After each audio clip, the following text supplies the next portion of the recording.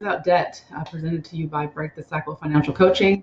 I'm Rochelle, and I'll be doing this training today. So today we just want to offer you a quick guide to picking the right college and area of study that won't cause you to go into debt.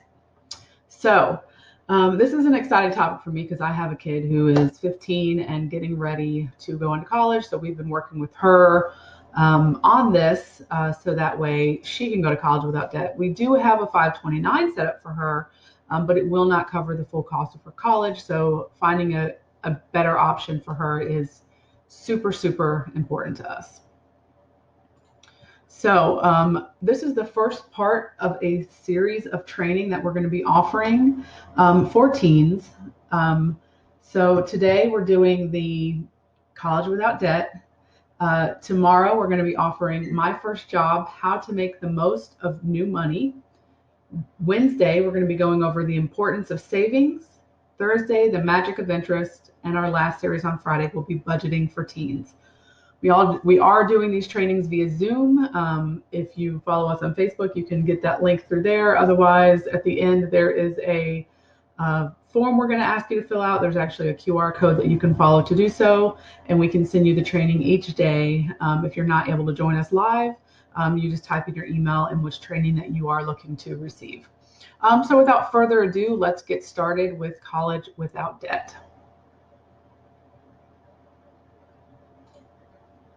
Okay, so here's what we're going to be covering in our little class today. If you would like a copy of these slides, again, when you see the QR code, go ahead and take a picture of that, and that will bring up a form, and you can enter your email in there and let us know that you would like a copy of not only the training, but also the original slides with all of the links and information on them. So today we're going to be talking about statistics, the college trap, and finding alternatives. Again, these are just quick, short 30-minute trainings because we know teens aren't trying to sit here for 2 hours and learn about finance. So we wanted to make it condensed as possible, but also have a ton of really good information. So let us know at the end if you find what we have to say valuable. And again, thank you for joining us. Okay, so the statistics. Here are some numbers behind that diploma that you're going to be seeking. 65% of the class of 2018 graduated with student loan debt. The average amount of each household owes in student loan debt is $47,671. And 21 years is the amount of time it takes the average bachelor's degree holder to pay off their student loans. Now we're going to dive into each of these statistics a little bit more. So the key to beating these statistics is to consider your debt to earnings ratios, right? So this means you want to earn more each year than you borrowed in debt, okay? So here are just a few examples of some poor debt earning degrees. Law. Now this would change obviously in the median part, but the cost to get a law degree is probably about $39,982 per year, and the early career median wage per year is $40,000. So as you can see, what you can make in a year it's exactly the same as what you would be paying, and so it's not a very good degree to go into if you're not looking for debt. Pharmacy is the same thing. It's about $40,000, and the early career median wage is $40,000 as well. Social services, those on average cost about $9,721 per year. Now this is a bachelor's degree. And the earning median income of someone in social services is going to be about $36,000. The health services industry costs about $11,036 a year, and the early median income for that is only going to be about $36,000 a year. As you can see with these ratios, you are paying more to go to school than you are earning in the first several years of your career, which will make it a lot harder to pay back these loans and make that 21 years become a reality for you. Some examples of good debt to income majors. Physical sciences, yearly debt for those are just about $5,290, but the median early income is about $46,000. So all of these beginning median incomes are about the same, but as you can see, if you go to school for something that's less money, you can quickly pay off these debts and be able to invest that money and do better. Computer engineering is another one. The yearly debt for that is on average of $8,455, and the median early income for someone in computer engineering is about $65,000. Okay, so you can kind of see with those examples the difference that it can make if you were to do like a law or pharmacy or one of those degrees versus a like computer engineering or physical science degree, how much more quickly you would be able to get out of debt with the better jobs versus the jobs that would cost more to go to school for. All right, so now let's talk about why it takes 21 years to pay off debt. Okay, remember the lenders are going to add interest to your student loans. In some loans, the interest doesn't even start until after you graduate. However, in others, it starts actually from day one, and it starts adding in, and then it comes due when you graduate. So the average interest rate for a student loan is about 5.8%. This means that if you did the standard 10-year repayment plan, your monthly payment would be $524. Okay, so the actual amount of money you will be paying back, it isn't that $40,000, $47,000 you borrowed. It's actually going to be, that $38,000 you borrowed. It's going to be $62,936. That's the amount of money we'll pay back and that's over 10 years. That doesn't even count if you go to 21 years.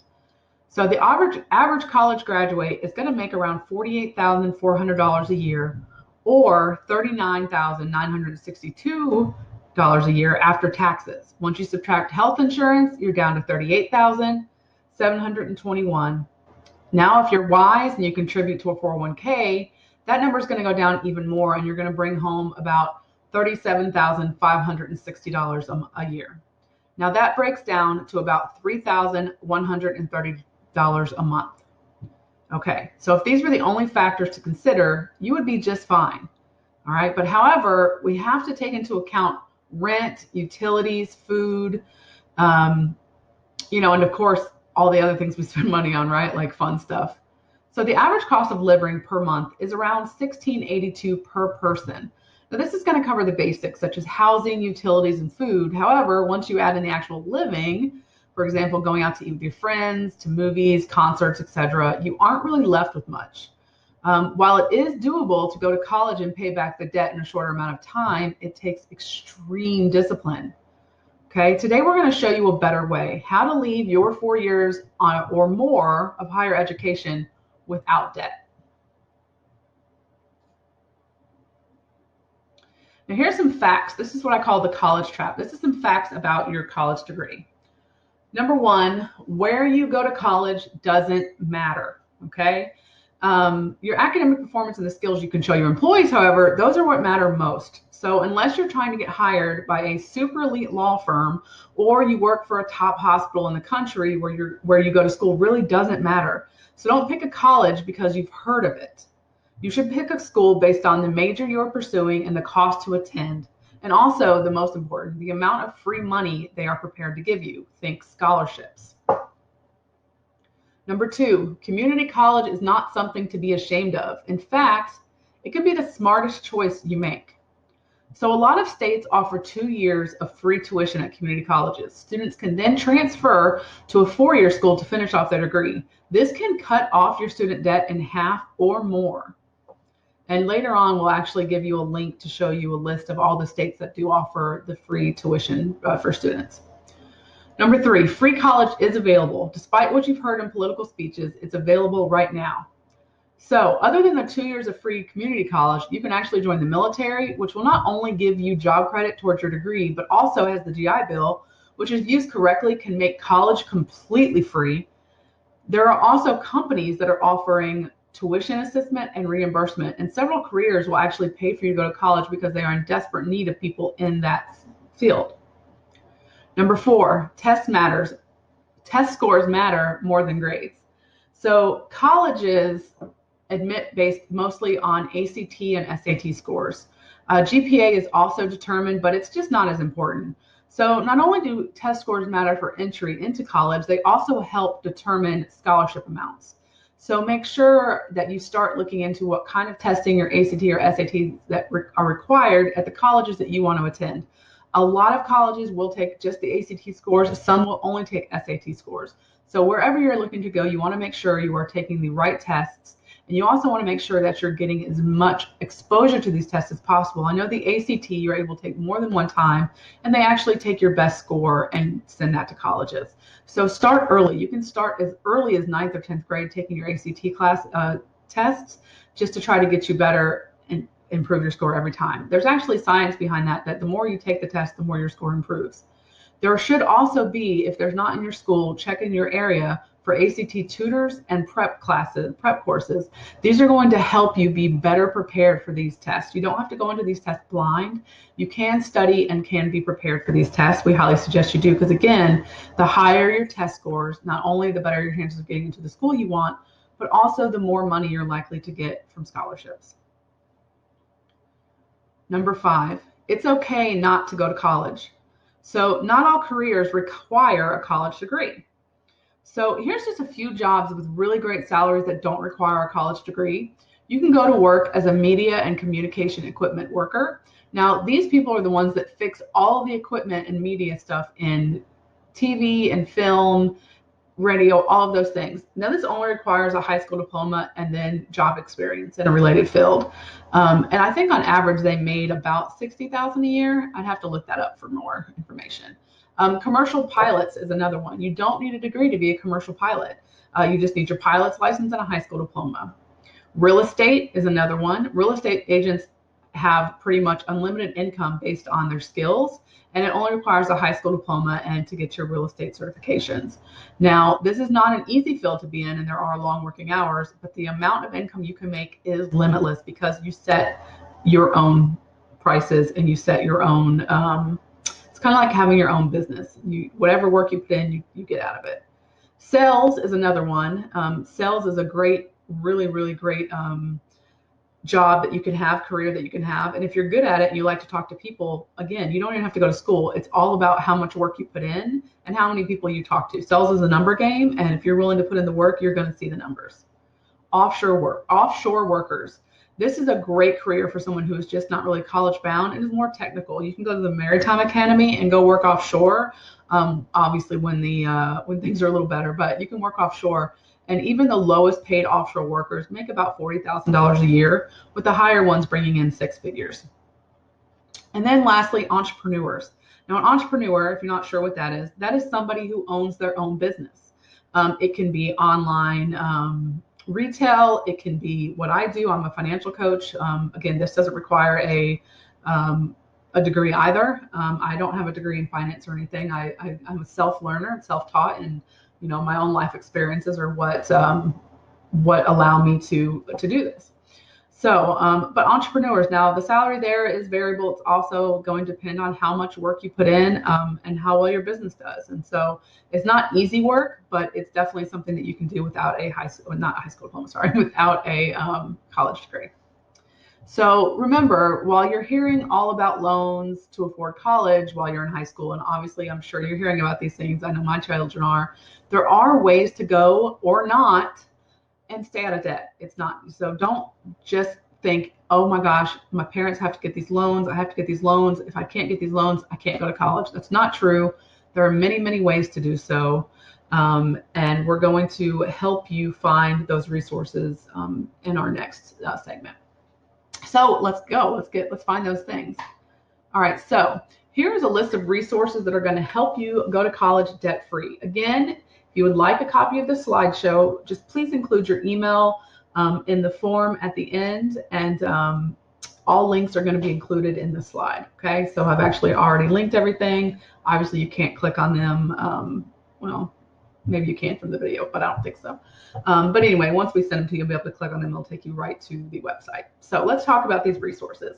First, let's talk about scholarship resources. Here are just a few websites that offer tons of information on scholarships. There are all kinds of scholarships, from ones where you can apply for a contest. There's essays, there's educational scholarships. There is a scholarship out there for everybody. There's so many scholarships, and so many scholarships are unclaimed money. Like they have so much money because nobody claims the scholarships. So you have to do check your resources, check your resources and do some work. And I also suggest that if you are a junior or a sophomore, this should become your part-time job looking for scholarship money, because you're getting money for free, right? You're trying to pay for college. So this is something you should maybe focus at least 3 to 5 hours a week on, if not more, if you can. So just a few of those resources are scholarships.com, fastweb.com, finaid.org, thecollegeboard.org, and Scholarship Monkey. Again, if you get the copy of these, you can just click on them and the links are on the slide and it will take you directly to those websites.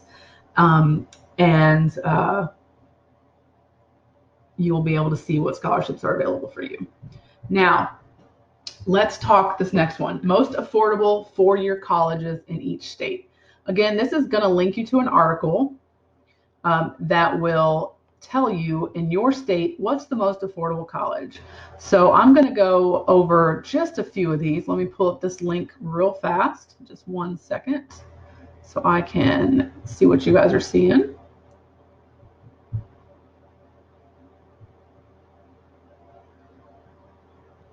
Bear with me. I hope that you guys are finding this information good. We're actually running a little ahead of time, so that's good. So this training shouldn't be 30 minutes like I thought. So we'll have time for questions at the end once I pause the video. All right, so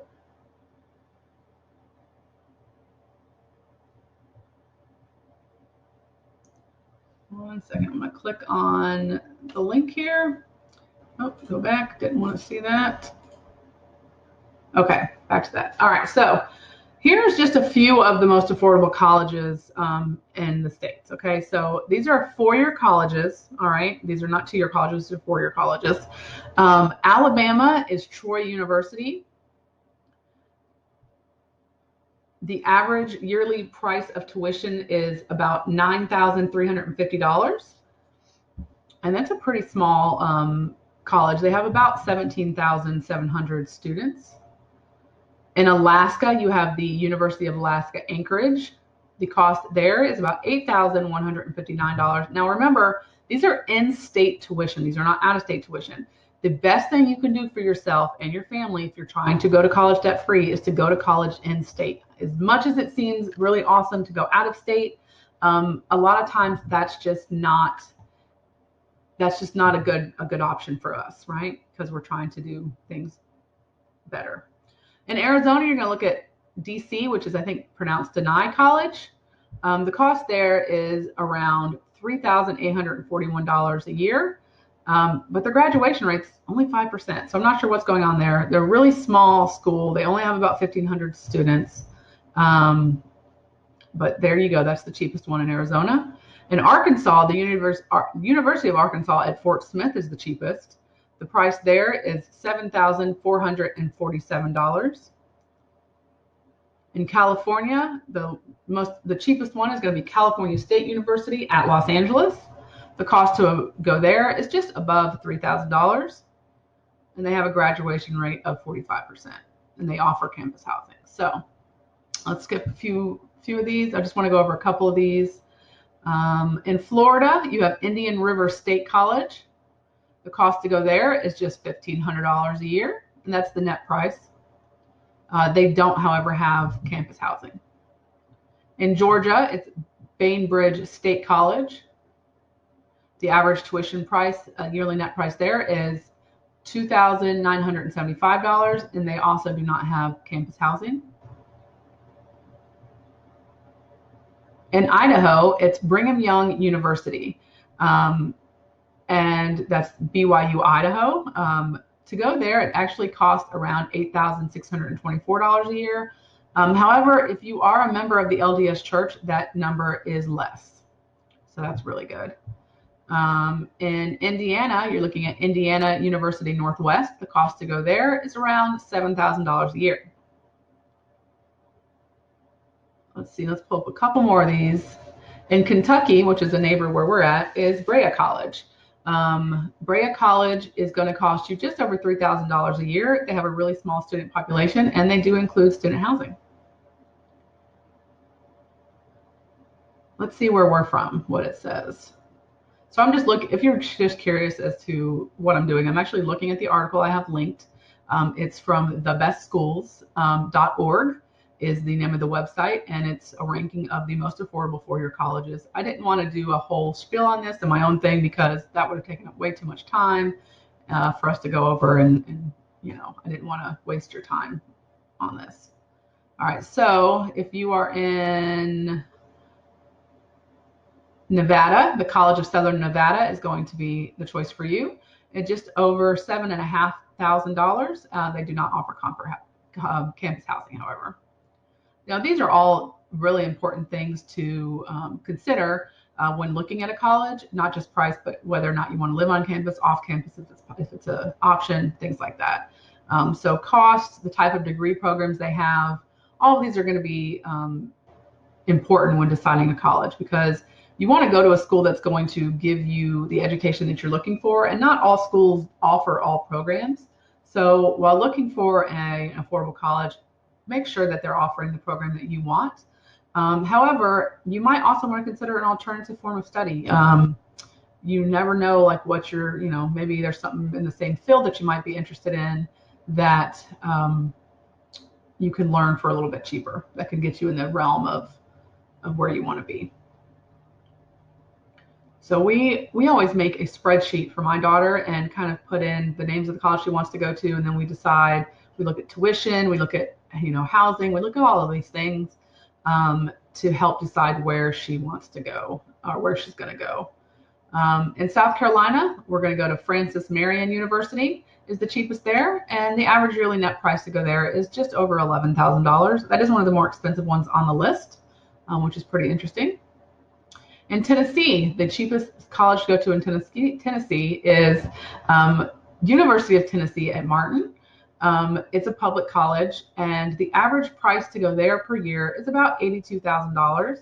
They have a graduation rate of about 46%, and they do offer campus housing, and they have on average of just over 6,000 undergrad students. So that's just a list of just a few of the cheapest colleges in the U.S. Again, if you click on that link, if you get the slides, you click on that link, it's going to take you directly to the exact article I'm reading from, and then I'm citing. Again, if not, and you don't want to do that, just jot this down. It's called thebestschools.org, and it is, the tag of the article is most affordable four-year, I think it's universities. Let me double check that.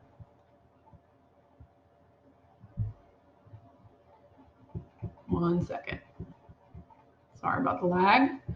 Just trying to get to the top of the page here. All right. It's the most affordable four-year colleges in each state. So again, that website is thebestschools.org.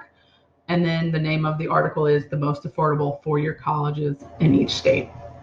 Okay, so now let's talk about a list of what colleges offer, which ones offer free colleges. Now here in Tennessee, they do offer, and again, we're going to go back to this. Nope, that's too far. Sorry, guys, trying to go back to where we were. Okay.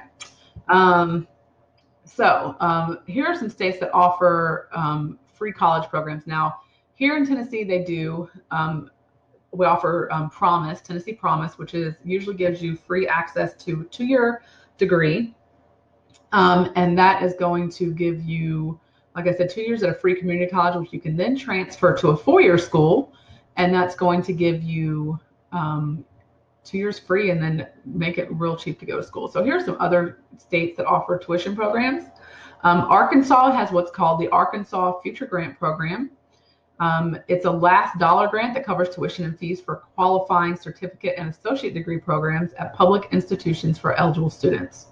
It's available on a first come, first served basis, and to be eligible, you have to be enrolled in science, technology, you have to be enrolled in a STEM field or regional high area of demand. So Arkansas doesn't give it for everybody, but if you are in a high area of demand, they will give you free tuition, a scholarship that covers the last dollar. So you have to try to get as much scholarships as you can before you go after that one. California has what's called California Promise, and that program provides tuition waivers for residents with financial need who attend in-state community colleges or public universities. And under that program, students can receive a tuition waiver for one academic year. So that's one you would have to apply for each year.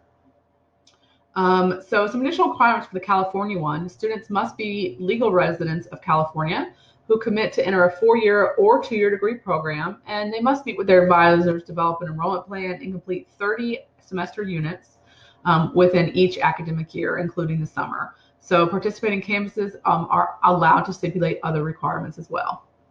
Delaware is what's called SEED, or Student Excellence Equals Degree. Again, that's another last dollar program, and students in that program have to maintain a 2.5 GPA at the end of each academic year. They have to be Delaware residents who have graduated high school and have a combined score of a 1350 on the new SAT or a composite ACT score of at least 19. Hawaii has the Hawaii Promise Scholarship. It's also a last dollar program, and it provides free in-state tuition for qualified University of Hawaii community college students that have financial need. It covers the direct education costs, including tuition, fees, books, supplies, and transportation. Students to be able to get this scholarship, they have to be enrolled in a degree or certificate program at a community college for at least 6 credits per semester, and they would also need to be required to fill out a free application for FAFSA, which is the Federal Student Aid, to determine their unmet need, and must maintain standards of academic progress as defined by the federal Title IV programs. All right, Indiana has what's called the 21st Century Scholars Program. This program is going to provide students up to 4 years of undergraduate tuition at participating public schools in Indiana. Now, this amount might be reduced based on availability of funds and a family's ability to pay. So parents, your ability to pay will have some bearing on this program. This is for mostly like needy kids. The state's going to award an amount comparable to that of a 4-year public degree when it comes to for-profit schools. The state will award a tuition scholarship equal to that of Ivy Tech Community College of Indiana. Some additional scholarships for the Indiana 21st Century Scholars Program are: students must earn a cumulative overall high school grade point average of 2.5 on a 4.0 scale and complete the Scholar Success Program and earn Indiana's Core 40 diploma. In Kentucky, they have what's called Work First Kentucky Scholarship. Now, the students in this program enroll at eligible post-secondary institutions and are approved in approved programs of study, learning to an industry-recognized certificate or applied associate's degree in a high-demand workforce sector. So again, they have to be in a high-demand field. And some of those right now for the next year are going to include healthcare, advanced manufacturing, transportation, logistics, business services, IT, and construction. Now, the additional requirements for that is they must be residents in Kentucky and U.S. citizens who have earned a high school or GED, and they must complete the FAFSA and submit a WFKS application. So that's the Work First Kentucky Scholarship application. And while in school, students must maintain a 2.0 GPA or higher.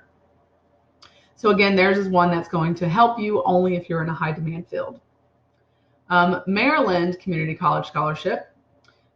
Their qualifying students receive up to $5,000 towards tuition at a 2-year community college, a registered apprenticeship program, or a sequence of credit or non-credit courses that leads to licensure or certification. So while they won't pay for 2 full years, they will give you $5,000 towards tuition to any of those. If you get that scholarship, you have to sign an agreement to work full-time in the state within 1 year after earning the credit-bearing vocational certificate, credit-bearing certificate, or associate's degree.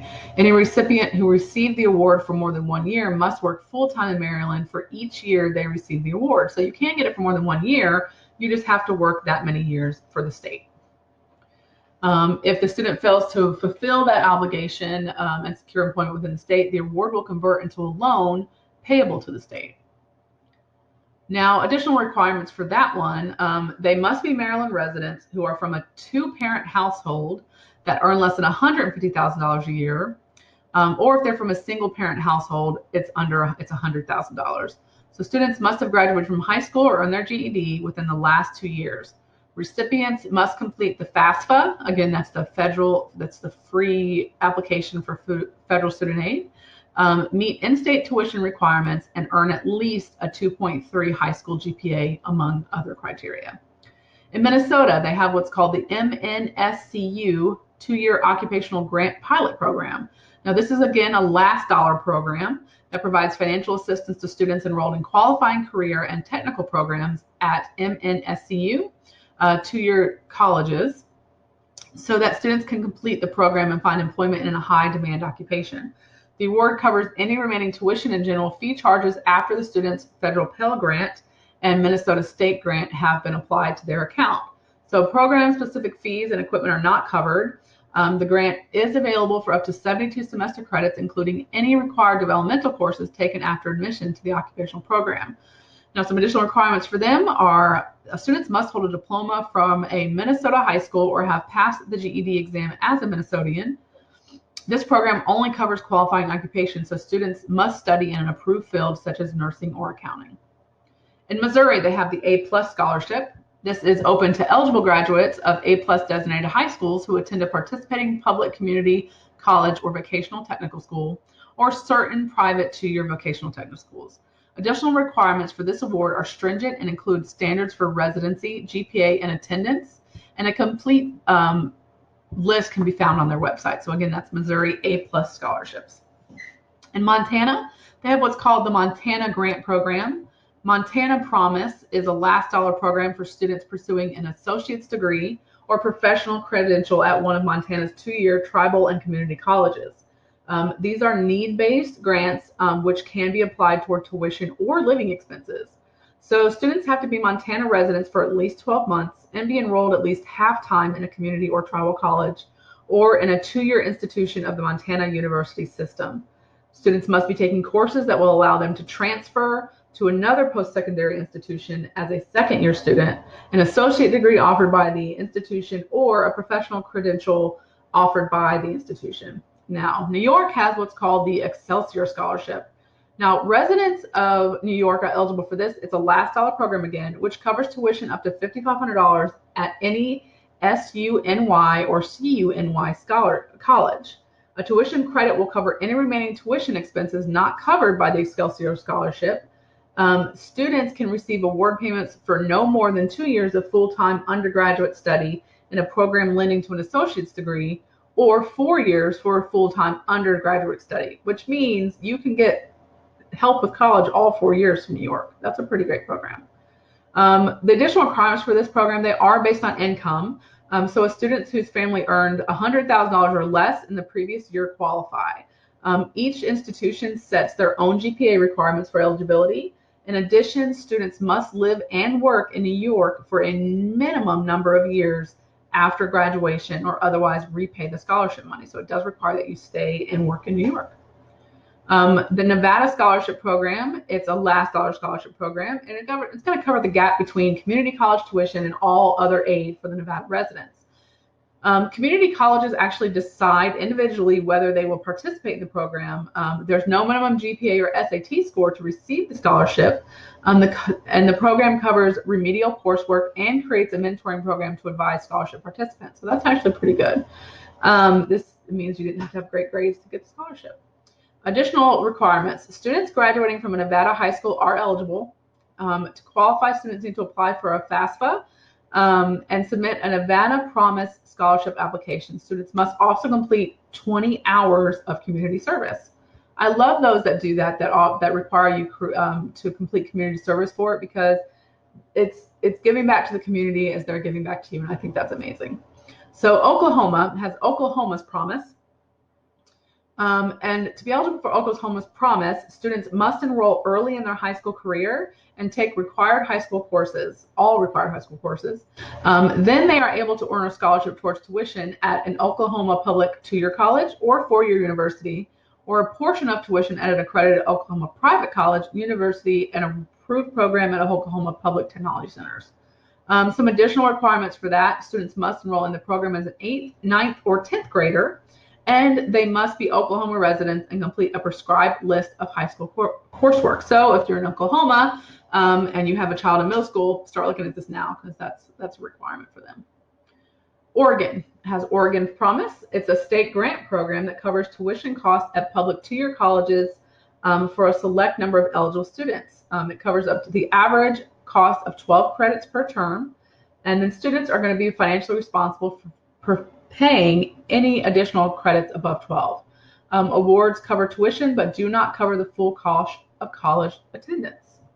So while that one covers a tuition, you will still have to pay for room and board and books and things like that. Additional requirements for the Oregon Promise, they must have been recent Oregon high school graduates or GED recipients, and high school grads must have at least earned a cumulative 2.5 GPA. We're getting to the bottom of the list, only 3 more to go. Rhode Island Promise. The Rhode Island Promise program allows all Rhode Islanders coming right out of high school to pursue associate's degree at CCRI tuition free, regardless of family income. Students who wish to pursue education higher than an associate's are then able to transfer to the University of Rhode Island or Rhode Island College through the Joint Admissions Agreement program. The additional requirements for this program are students must be Rhode Island residents and new high school graduates, public, private, or homeschool, or GED recipients who are younger than 19 years old. To maintain the scholarship, students must enroll full-time, which is 15 credits, at the Community College of Rhode Island, maintain at least a 2.5 GPA, earn 30 credits each year, and enroll each semester for 2 years. The Tennessee Promise, this is where I live now, and we definitely have thought about taking advantage of this if our child chooses to go in-state. The Tennessee Promise program is both a scholarship and mentoring program. It provides students a last dollar scholarship covering the cost of tuition and fees not covered by other federal, state, and institutional grants. Students may use the scholarship at any of the state's 13 community colleges, 27 colleges of applied technology, or other eligible institutions offering an associate degree program. Some additional requirements for Tennessee Promise. The program is open to Tennessee high school students who obtain their high school diploma before age 19. Students must enroll full-time and maintain at least a 2.0 GPA, and they must also complete 8 hours of community service each term. Again, this is one of those that requires community service, and I love it. Now, Tennessee also has an adult promise program, which is not on here, but if you go to Tennessee Promise, you can look up Tennessee Reconnect. And if you are an adult learner, you can go on there and they actually have programs if you've never been to college as well. And your state might also have that. You would just have to look at your specific situation and state. And then the last one on the list is Washington. So Washington has the College Bound Scholarship Washington. The College Bound Scholarship is a last dollar program to cover the average tuition at public rates to eligible Washington state institutions. It covers some of the fees and a small book allowance for income eligible students. Students must plan well in advance for this program, which requires enrollment during 8th grade. So to be eligible, a student must work hard in school, remain a good citizen, and successfully apply to a higher education institution when he or she graduates, which means, again, if you're a Washington parent and you have kids in middle school, you should be looking into the program. If they're not in middle school, it might be too late. Some additional requirements for Washington. To be eligible, students must demonstrate financial need on the FAFSA. So this is an income-based program. And students must also sign and complete an application to join the program during 8th grade, as we said. So here are those are the states that offer free tuition. If your state was not on here, don't fret. There's still ways that you can go about going to school without paying for it. Again, we talked about tuition reimbursement. We talked about the military. There's all kinds of ways that you can go to school without going into debt. Okay, this is one of my favorite quotes ever. A formal education will make you a salary. Self-education will make you wealthy. So please never stop learning. The most valuable things I've ever learned have always been outside of the classroom. In the past 2 years, I've had so much education, and it's all been on myself, not learning in the classroom, things I've learned every day. It's great. So self-education will make you wealthy. Remember that. All right, so here's our team. This is us. I'm Rochelle. I'm a certified financial coach. I was taught through Dave Ramsey, and I continue to educate myself daily on the ins and outs of personal finance and business finance. I'm currently working to be a Profit First coach as well. And if you'd like to contact me, my information is on the next page. Adam is our other coach. That's my husband. He's always had a love for finance and loves investing and talking wealth building. So you can find both of us in our Facebook group on a regular basis. We love to chat people up. And so if you are on Facebook, we invite you to join us. Our group is called Break the Cycle Financial Coaching. And lastly, let us know how we did. So this is the QR code I was telling you. If you take a picture of that, it's going to send you a link to a Google form that's going to ask you some questions, which course you took, how we did, if you would like the information. So just click on that, fill out that form, and let us know how we did. We're looking forward to providing more of these seminars to the public. Right now it's just for the teens, but we are working on adding others. And let us know if there's any seminars you'd like us to teach on. So you can reach us at our website at breakthecyclecoaching.com. You can email us at coaches@breakthecyclecoaching.com, or you can give us a call on the phone number on the screen. It usually does go to voicemail, but we do answer those calls just as soon as possible. Thank you so much for tuning in today. We hope you got a ton of information, and we hope everyone has a wonderful, wonderful day.